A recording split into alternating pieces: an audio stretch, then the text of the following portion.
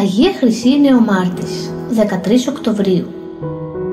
Στο χωριό Σλάτενα της Μακεδονίας γεννήθηκε η Αγία μας Χρυσή, η οποία ήταν καλήμορφη στην όψη, μα και στην αγνή της στην νεανική ψυχή.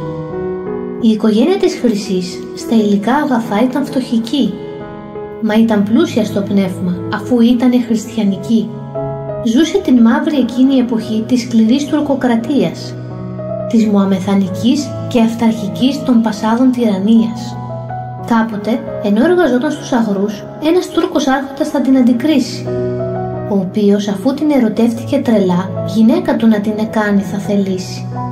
Εκείνη όμως θα αρνηθεί τον Τούρκο, παραμένοντας τον Κύριο πιστή, και από τις κολακίες και τα τάματά του καθόλου δεν θα ενθουσιαστεί. Τότε, σε φοβερές και δόλιες μαγείες, εκείνος για να την κερδίσει θα στραφεί. Μα η Αγία, μέσω της Θείας Κοινωνίας, ούτε στιγμή από αυτές δεν θα καμφθεί. Έπειτα, την κοπέλα εκείνος θα απάγει και στο σπίτι του θα την εφυλακίσει, όπου βία και απειλές θα χρησιμοποιήσει την Χρυσή για να εξισλαμίσει.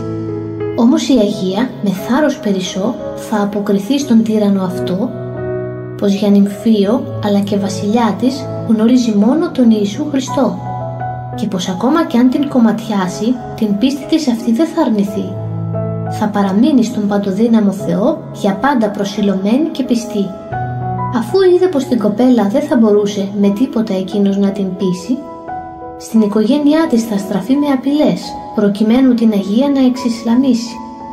Έτσι, φοβούμενοι από τις απειλές εκείνου, προδίδοντας τον Ιησού Χριστό, θα την παρακαλέσουν να τον παντρευτεί και να αρνηθεί τον χριστιανισμό.